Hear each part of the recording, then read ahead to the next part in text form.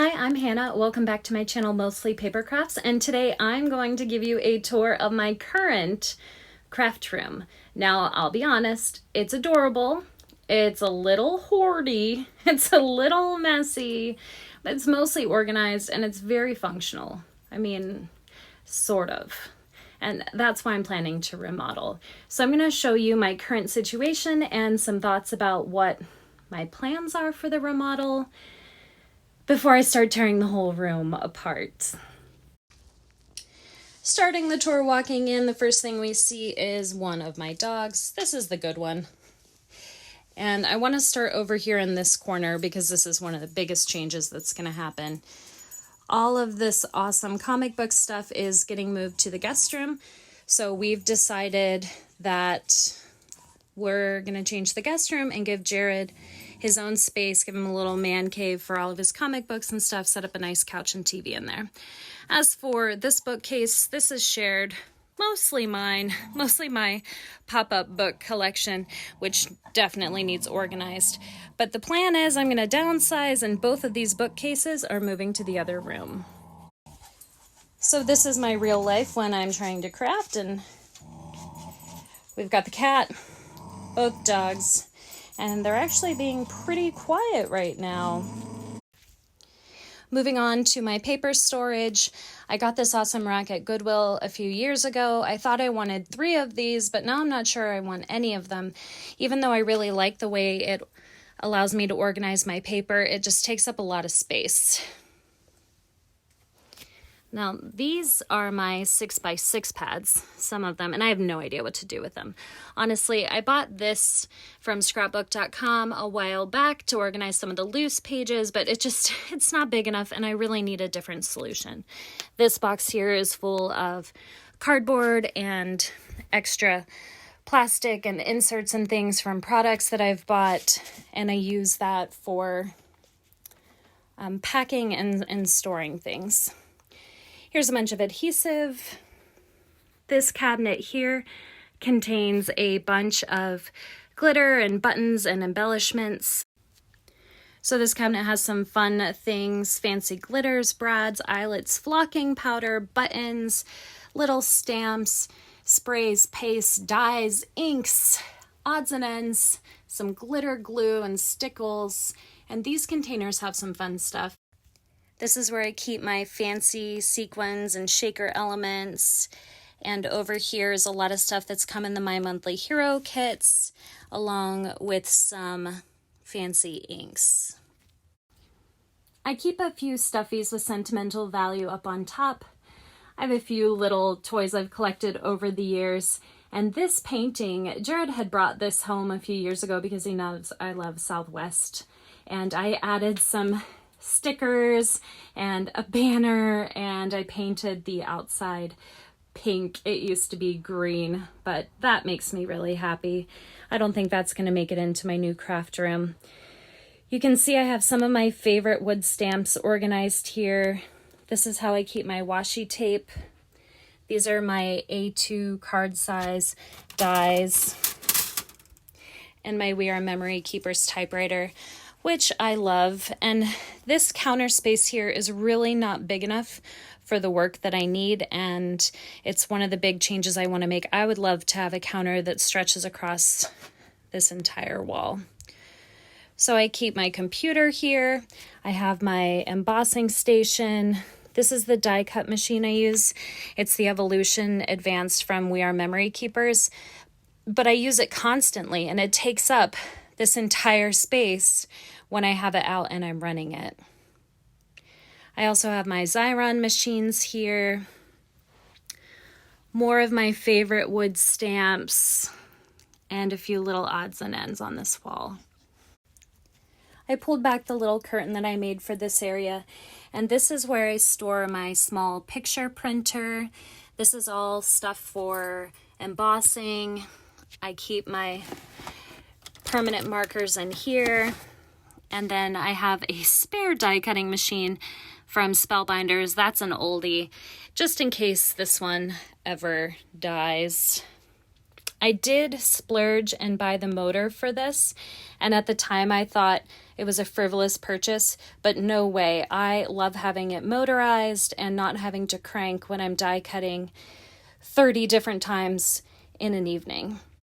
Moving on to under the desk, this is where I keep my word punch board, which I don't use nearly as much as I thought I would. Big surprise. We have 6 paper trays here, 6 paper trays here, wax seals, one of my giant boxes full of scrap paper. I'll talk more about that in a second. And then this little tower has photographs.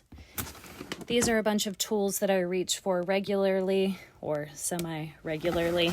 And this whole drawer is filled with stencils. And that box is my fancy scissors.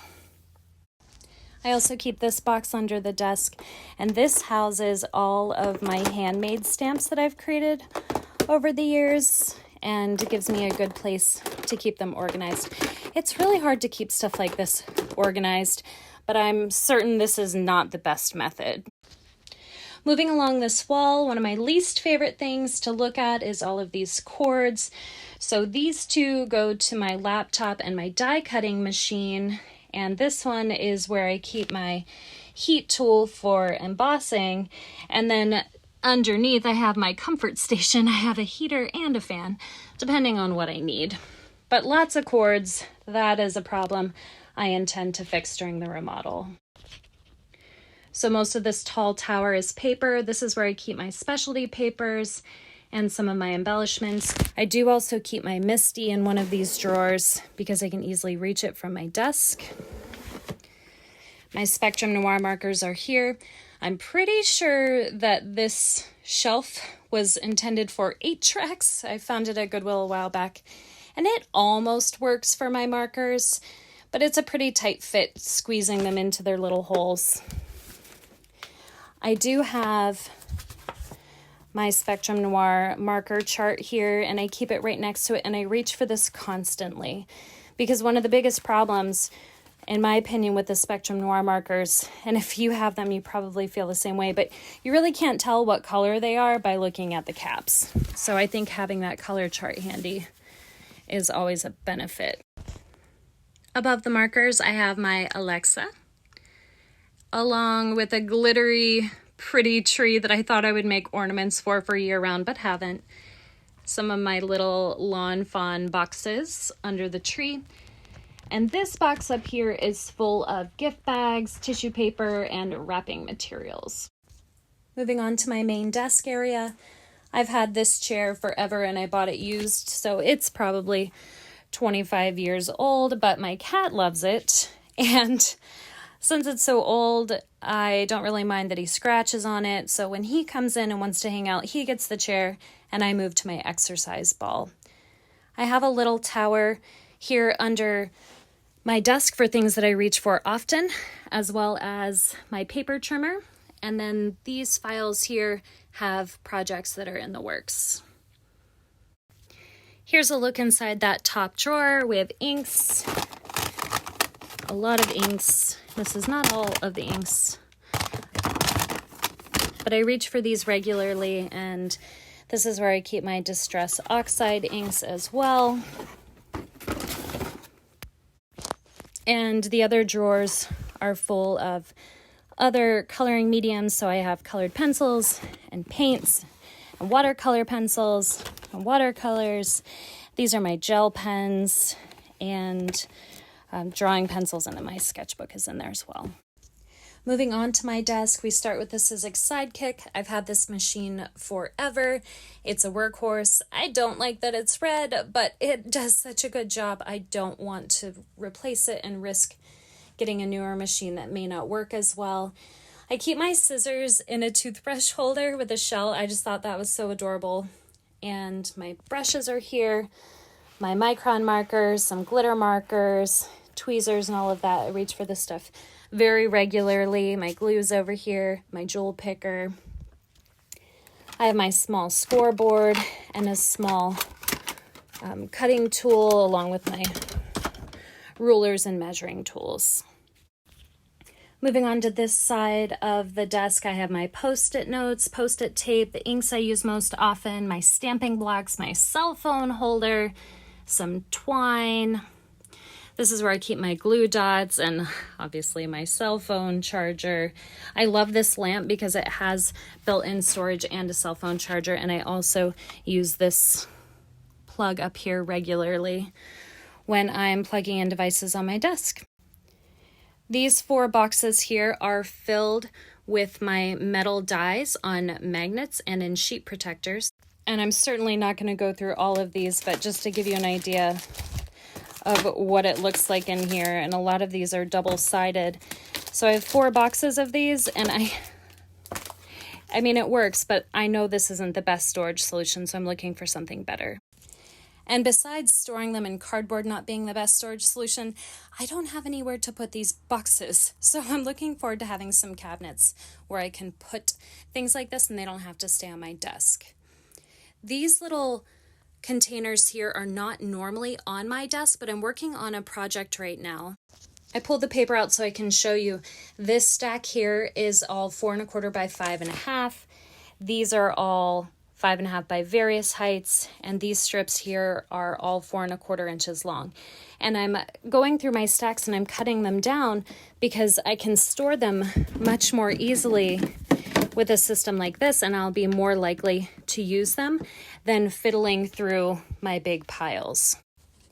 And just for fun, here are the 2 big piles I was talking about. I keep this one under the desk that's on the wall, and I keep this one under this desk, and I'm always reaching for the boxes and picking through them, and I love using scraps, but it's obviously not a great system. So just think about how much easier it'll be to find pieces with a system like this. Moving on to the other side of the desk, there's my cat. This is where I keep my brother's Scan and Cut DX. I keep it in the case just so it doesn't get dusty. This is a great place to keep it, but not a great place to use it. I usually take it out to the kitchen table when I'm working on a project. I like having the cube system for organization. This whole cube is journaling tags. This one is pre-cut and colored images, so these are die cuts that you can just purchase. I keep them organized in plastic bags. Here's everything for my foil quilling, both for the Scan and Cut and the hand tools. This is all sewing stuff. And then these boxes at the bottom are random project materials, so there's all sorts of good things in here for making stuff. My cart is not utilized to the best of its ability. This is where I keep my punches and my border punches, and this whole bag is full of more punches. The top, I have my blending brushes, distress sprayer, some fancy glue, stamp cleaner, tape. I have the punch for the disc planners and my address stamp here. It makes me a little anxious when I look at this stack, but this is all different planners and journals and things, and I use most of them, but it's a big stack and I wish it wasn't on my desk. Here's another area that makes me squirm. I keep my stamps in this pretty little box. This is all photographs, this is all wire and wire tools, and this is all adhesive stuff. Both of these boxes are full of inks, and here's where I keep things that I want to scrapbook, cards from other people, and things that really just need to find a better home than sitting in a box under my desk, because when my animals run around and play, sometimes they knock this stuff over and I get irritated, but it's my fault for leaving it under my desk in an open box like that. Back to this wall over here, you may have noticed on the other side I have some of these white boxes from Michaels, and these are all organized with different embellishments and things. I have my ribbon in this big glass jar, well, some of the ribbon, and I keep my vinyl over here. I don't reach for that very often. My big scoreboard and cutting and punch boards and things stay in this container. And this is my bulletin / vision / happy board. And a few more fun things up here. The white boxes on this side contain the things I reach for most often. So glitter, foam tape, adhesives. Those three right there, that's what I reach for the most. I also have a box of bling over here, little flower embellishments, and I keep my magnets here for my make art station. Now for the big wall. So this entire wall was originally a closet. There were 4 sliding closet doors on it. And when I moved in, I pulled the doors down, and all of my scrapbooking things, all of my art things fit into this closet. Actually, this desk used to be in that corner, and I had a little light installed above it, and that same bulletin board was right above it. And that was my art station, just this wall. Honestly, that should be enough space for anyone. But of course, it's taken over the entire room. I pulled my curtains closed so I could show you my intention there. But funny story about these. These are actually sheets. I bought them from Amazon. And I thought it would be a nice way to hide the things that were not organized in a pretty way. So they were ironed and hung up, and it looked so nice. And my dog came in and peed on them. I have no idea why, but I immediately had to take them down, put them in the wash, ran them through the dryer, and I just didn't feel like ironing them again. So they've been wrinkled for like 2 years. All right, I've pulled the curtains back, and let's take a look at all of the beautiful stuff that's in here. Scrapbooks, those are all full. We have paints. This box is more organized ribbon. These are my scrapbook planners. That's how I've been scrapbooking the last few years. I have my mold press. This box is full of completed cards. We have pipe cleaners, pom-poms, random things. Looks like bottle caps. These are projects that are in the works. I have my print making supplies in here. This box is full of my planner scrapbooking things, and this box is full of felt. That box is full of boxes to help me with new things I get that need to be organized. We have some carrying cases and a few more scrapbooks. These ones here are not full. This rod is part of the built-in closet, and I got the idea about 5 years ago to put these curtain rings on here so I could store things that don't easily store in other places. I have my scan and cut mats here, sewing machine, and this is really an area that needs improvement because all of these boxes are full of projects and it's really hard to get to them. And this basket is full of extra stuff for my Xyron machines and printer paper and ink for my typewriter. Moving down,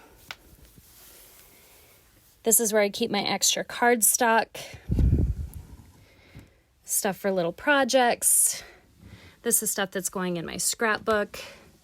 And these are images that I have stamped, colored, and die cut.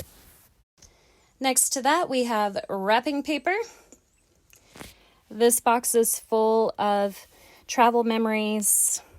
My printer, obviously not in a great spot, right?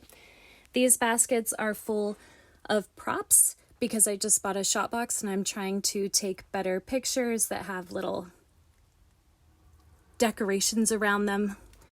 Most of these drawers have things for my computer, but this one is full of paper. Moving along to one of my favorite parts of the craft room, all of these are stamps and dies, organized by company. Tons of fun things in here, tons of fun things to play with, organize, and make cards or pretend to make cards. These are stickers. I've really cut down my sticker collection once I started doing stamps with coordinating dies. I really stopped using stickers. These are rubber clings from Hero Arts. embossing folders. These are things that I bought for my mold press. I'm going to be making some chocolates shaped like calculators for my coworkers when COVID is over. I'm a math teacher, by the way. These are borders. Hero Art stamps, Hero Art kits are up here. These boxes are all full of envelopes.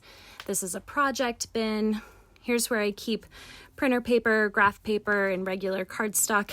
These aren't really Jelly Bellies.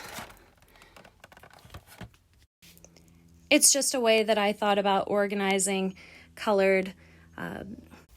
As if I didn't know it before I started making this video, I have a lot of things I've started but haven't finished.